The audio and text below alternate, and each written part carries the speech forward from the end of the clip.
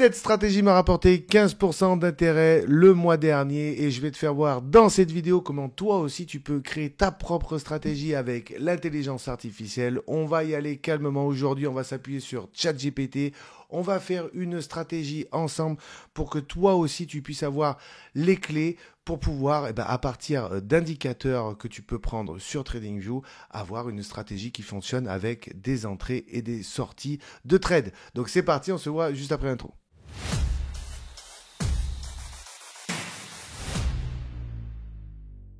Allez, nous voici derrière TradingView. Bon, forcément, si tu connais cette chaîne, on aime bien TradingView, on aime bien faire des stratégies de trading ici à partir d'indicateurs, de plusieurs indicateurs et surtout de s'appuyer avec l'intelligence artificielle pour avoir des ratios, voilà, comme ça, des chiffres qui tombent avec justement des pourcentages de gains et que l'on puisse appliquer ensuite sur des plateformes ou voilà, trader manuellement comme tu l'entends, mais dans tous les cas, voilà, on va partir ici, puisque comme tu le sais, un indicateur, bon, c'est très bien, d'ailleurs, on va voir ça de suite, mais ça ne dit pas quand rentrer et quand sortir de tes trades. Donc, c'est pour ça que je fais cette vidéo, et c'est pour ça que si tu kiffes, n'hésite pas à mettre un petit like, ça encourage la chaîne, et à t'abonner à cette chaîne, puisque justement, tu vas voir dans cette vidéo et dans plusieurs vidéos que je fais sur cette chaîne, je te montre un petit peu comment voilà, on arrive à avoir des belles performances sur tes investissements et surtout sans avoir d'émotion de voilà, avoir la peur de vendre, la peur d'acheter. Bon, enfin, tu as compris le délire ici. Donc au moins, tout est à peu près automatisé puisque à partir du moment où tu crées une stratégie, c'est la stratégie qui prend en main, voilà, comme tu peux voir ici, des achats et des ventes automatiquement par rapport à la stratégie que tu as élaborée. Bref, si tu es débutant, on va prendre tout ça calmement. Donc voilà, on a ici, donc on va finir là-dessus, bien entendu, cette vidéo à la fin avec les ratios expliqués. Donc nous, ce qu'on va faire, tout d'abord, on va se mettre un indicateur. Donc un indicateur, aujourd'hui, on va prendre le T3. Voilà, ici, T3 oscillateur. Alors, ça, tu peux le choper, hein, c'est une open source. Hein, donc, tous ces indicateurs-là, tu peux te les mettre en favori si tu veux. Mais normalized T3 oscillateur. Donc, voilà, c'est celui-là qu'on va prendre aujourd'hui. Donc, bon, il s'affiche. Attention, n'aie pas peur. Surtout que je l'ai mis en 2 fois. On va couper celui-là ici et on va masquer puisque ça, c'est la stratégie qu'on a faite à la fin. Donc, si tu veux, on a voilà, l'indicateur en lui-même qui est ici avec voilà, des volumes et des moyennes mobiles qui sont représentés ici. Alors, si tu veux régler, par exemple, tu vois, on peut voir que le trait ici, il est blanc. Donc, on voit très très mal, hein, au point de vue visuel, on voit pas vraiment où se situe cette moyenne mobile. Donc, tu peux aller ici et dans Réglage, hein, déjà, on peut très bien régler ici. Et tu peux régler dans Style la couleur Moving Average. Tu vois, la moyenne mobile, tu peux la mettre en noir si tu veux. Tu vois, tout de suite, on voit nettement mieux. Bon, on regardera après les réglages, hein, je te ferai voir autre chose. Mais dans tous les cas, ici, on a, voilà, simple, hein, si tu pars de cet indicateur-là, donc là, on va partir d'un seul indicateur qu'on va mettre dans ChatGPT pour en avoir une stratégie, puisque tu as bien compris que là, pour l'instant, c'est bien beau d'avoir un indicateur, ah oui, là c'est rouge, mais bon, j'achète quand là, en fait, voilà, et je vends quand, d'accord? Donc là, on n'a rien, on va dire, d'exprimer sur le graphique, sur les achats et sur les ventes, d'accord? Donc, ce qu'on va faire, nous, simplement, et c'est pour ça que je suis venu sur ce Normalized T3 oscillateur, c'est parce que je me suis dit, simplement, hein, bêtement, quand on arrive un peu, on va dire, en zone de survente ici et qu'on est vraiment dans le down du truc, hein, ici, attention, il n'y a pas besoin d'avoir une expérience de fou en trading. On essaye de comprendre les indicateurs. Bien sûr, justement, je t'invite à rejoindre voilà, la communauté School que je te mets en description ou alors d'aller faire tes propres recherches pour voilà, aller chercher un petit peu le pourquoi du comment de chaque indicateur. Là, je dégrossis la chose et on fait les choses les plus simples possibles pour déjà te donner envie, hein, parce que sinon, si on part dans des explications de ouf, moi, honnêtement, je serais gavé vite fait. Donc voilà. Bref, on part sur le principe que quand c'est survendu ici, on achète et quand voilà, on est en phase de surachat ici, on vend. D'accord? Très simple pour l'instant, rien de compliqué. Je vais te faire toute la conversation que j'ai eue avec ChatGPT par rapport à ça. Mais bref, je t'invite bien sûr à voir les autres vidéos de ma chaîne puisque c'est exactement ce qu'on fait ici. Hein. On prend des indicateurs, le code source, on les met dans ChatGPT et on arrive à avoir des stratégies. Donc on va faire la même chose ici avec le T3. Donc Voilà, simple. Je me suis dit que voilà, pourquoi pas quand on est dans le down, hein, on peut voir que là, ici, le prix, tu vois, il est par là.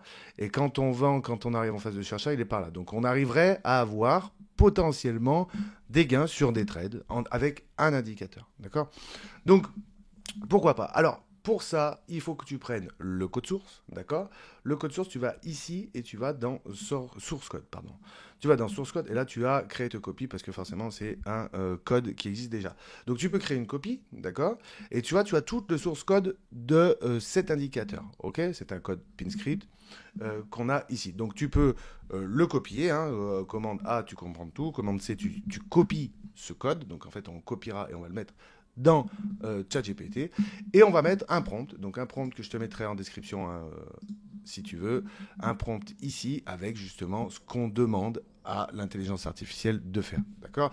Donc dans les vidéos précédentes, j'avais mis le prompt en anglais, j'ai simplement traduit avec l'intelligence artificielle et du coup voilà, c'est pour mieux que tu comprennes ou voilà, tu sais coder des indicateurs en stratégie, tu connais les différences, tu es un professionnel en PIMScript version 6, bon, bref, je te laisserai lire tout ça, c'est des paramètres que moi j'ai déterminés ici pour pouvoir avoir une stratégie viable, pardon, une stratégie viable et qui arrive à avoir déjà une base donnée. Par exemple, à chaque fois, j'utilise 100% du capital. Mais ça, on peut le régler. Je fixe une commission de 0,1. Parce qu'il faut payer des frais, c'est comme ça. Que tu sois sur Binance, Budget ou peu importe, il y a des frais de commission. Je fixe le slippage, j'ai mis à 3, mais pareil, tu peux très bien déterminer toi-même ton propre slippage. Bref, c'est le prompt en général. Ça, je te le mets en description. N'hésite pas à rejoindre le petit Google Doc que je te mets gratuit. Hein, vas-y, il n'y a pas de problème. Sers-toi et comme ça, tu as déjà accès à différentes stratégies. Et tu peux déjà commencer à t'entraîner. Parce que le but, c'est de t'entraîner. Le but, c'est de commencer à comprendre comment ça marche. Parce que tu vas voir, c'est quand même une dinguerie de pouvoir, avec rien, avec peu de connaissances, faire des copier-coller, aller parler à l'intelligence artificielle et derrière avoir une stratégie avec ben voilà, des ratios qui sont ultra intéressants pour ton trading. Donc c'est pour ça que ça vaut le coup que tu t'y penches vraiment et que tu commences comme ça. C'est pour ça que je te donne accès à tout ça. Donc, bref, nous, ben voilà, donc la discussion générale, je ne vais pas m'éparpiller encore, la discussion générale, je lui ai mis exactement le prompt que je viens de faire voir, donc je lui ai dit, voilà, toutes les fonctions, blablabla, et je lui ai dit, voici le code de l'indicateur que tu dois convertir en stratégie TradingView. Et là, tu vois, ici, à partir de là, donc 2 points, j'ai pris exactement ce code-là, donc le T3, et je l'ai mis ici. Basta così, j'ai dit, fais-moi une stratégie à partir de ça, mon loulou. Alors lui, il réfléchit, hein, 1 minute 19, O3, ChatGPT O3, d'ailleurs, je trouve qu'il s'est nettement amélioré au point de vue des erreurs et au point de vue du temps. Parce qu'avant, moi, je me casse la tête à essayer de faire des stratégies. Des fois, je me perds dans la matrice. Je combine des indicateurs et ça marche pas. Et des fois, ça marche. Bref, bon, je passe du temps là-dessus. Et là, je trouve qu'il va nettement plus vite. Bref. Il me sort un code, d'accord? Donc, il me sort un code, ok, c'est cool. Est-ce que j'ai une erreur? J'ai eu des erreurs. Je t'ai fait voir dans d'autres vidéos comment ça se passe avec les erreurs. J'ai fait des petits screenshots des erreurs. Je t'invite à aller voir, hein. Je ne vais pas à chaque fois revenir sur tout ça. Donc, je lui dis erreur. Alors, il m'a refait un truc d'entrée, 34 secondes. Il me refait un truc, je lui dis que, bah voilà, je constate que les moyennes mobiles n'est pas pareil entre l'indicateur et la stratégie. Parce qu'en fait, si tu veux, quand j'avais, donc ici, j'avais pas le même, tu vois, ici la moyenne mobile était pas pareille. Pourquoi? C'était parce qu'il n'y avait pas le réglage en fait. Quand tu fais réglage ici, tu vas dans input et là j'avais normalisation 150. Ça fait 50, d'accord? Normalisation de période 150 et j'avais 150, un truc comme ça. Donc si tu mets 150, forcément tu vois que ça décale la moyenne mobile. Donc là on arrive à avoir, ben pardon, tu vois, on avait à 50, on n'avait pas la même et là maintenant on a la même, ok? Donc le T3 était à 50. Et là, on peut voir que ici, tac, tac, tac, si on va dans machin, 150, tu vois. Donc, après, il y aura des réglages, je vais t'expliquer tout ça, hein, parce que c'est quand même un peu geek sur les bords, mais bon, c'est vrai que c'est des paramètres à prendre en compte quand même. Donc, peu importe, dans tous les cas, on avait ça, il me refait un code, il me dit moyenne mobile, ok, d'accord, il me refait un code, ok, avec le réglage, parce que des fois, quand il envoie la stratégie, eh ben, on ne peut pas régler. Par exemple, ce réglage-là, il n'aurait pas été possible. D'accord? Donc je lui ai demandé que ce soit possible. Bref, j'avance comme ça, en lui disant, voilà, je voudrais également pouvoir choisir si j'utilise les TP ou les SL, donc les take profit ou les stop loss. Chose qu'il n'y avait pas dans la première stratégie. Alors, dans la première stratégie, hop, on peut voir ici. Si je vais dans Setting, tu vois, j'avais pas ce petit code ici, genre cette petite coche.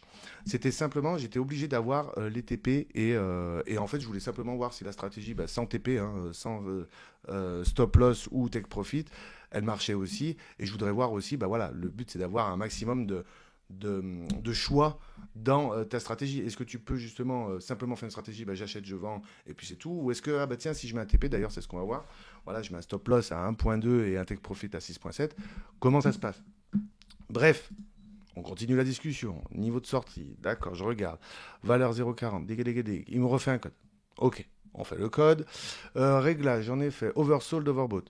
Donc je lui dis, voilà, en fait, il n'avait pas trop compris ce que je voulais. C'est que, et j'ai été simple, hein, tu vas voir, c'est très simple ce que je lui demande. En fait, donc je lui fais un screenshot de ce que je veux. Je lui fais un screenshot comme ce qu'on avait ici. En fait, moi, je veux acheter là et je veux vendre ici. D'accord? Et donc, dans la stratégie, il me faisait pas ça. Je trouvais pas. Des fois, il rentrait au milieu, des fois. Et je lui dis non. Donc, c'est pour ça qu'il faut un peu réfléchir aussi un peu avec sa tête. C'est qu'il peut te balancer une stratégie, mais il faut quand même lui dire quoi faire. Tu peux pas du jour. Le jour où tu me diras, bah, fais-moi la meilleure stratégie du monde et il te la sort, et ben justement, je serai là pour en parler et c'est pour ça qu'il faut que tu mettes un like et que tu t'abonnes à cette chaîne parce qu'on sera là le jour, et en plus ça évolue tellement en ce moment, qu'on sera là le jour où l'intelligence artificielle fera the best stratégie ever. Bref, on n'en est pas là. Donc du coup, je lui ai dit, voilà, moi je veux acheter quand il y a ça et je veux vendre quand il y a là. Quand on arrive au-dessus, d'accord? Quand on arrive sur achat. Bref, on continue. Donc je lui dis en fait ce que je veux, c'est que la stratégie soit comme ça. On rentre en longue dès que la moyenne mobile rentre dans la zone rouge, pardon, dans la zone verte, ici. Et on sort de longue dès que la moyenne entre dans la zone rouge. Easy. Ok, il réfléchit. 19 secondes, hein, il n'a pas traîné. Tac, il me balance un code ici. Avec la logique, le machin, le truc, je lui fais erreur, donc un problème sur un. Et tu vois, voilà, donc des erreurs, forcément, il m'en fait un peu, hein, ça, faut vraiment s'accrocher, les gars, sur les erreurs. Bref, il me refait des erreurs, je lui renvoie. Il me renvoie des fois juste le truc à copier. Je lui dis non, renvoie-moi le code en entier, loulou. Il me renvoie le code, erreur. Donc c'est pour ça que maintenant, je peux plus les faire en live, mais j'en ferai en live dans le school, on verra. Je pense que ça pourrait être intéressant de faire voilà, une stratégie par semaine en live, et comme ça vous voyez aussi comment, mais je le ferai avec le school ça.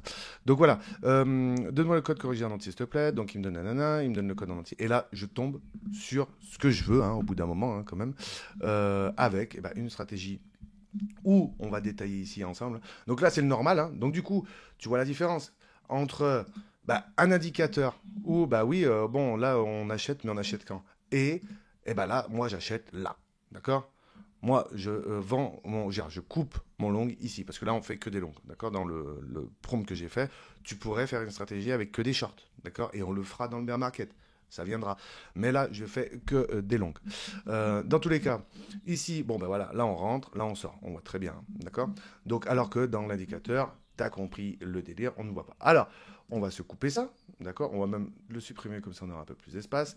Et du coup, je suis arrivé sur, et ben voilà, après des petits réglages qu'il y a, parce que forcément, quand tu vas commencer à avoir ta stratégie qui est un peu au point, tu vas commencer à dire, à faire joujou un peu avec tout ce que tu as là. Alors tu peux lui demander, hein, carrément, tu peux carrément lui dire, qu'est-ce que tu me conseillerais, hein, d'ailleurs je te ferai voir dans d'autres vidéos, qu'est-ce que tu me conseillerais par rapport à justement, là je suis dans des petits time frames. J'ai souvent fait dans cette chaîne des vidéos en daily qui sont ultra performantes et qui sont très très bien.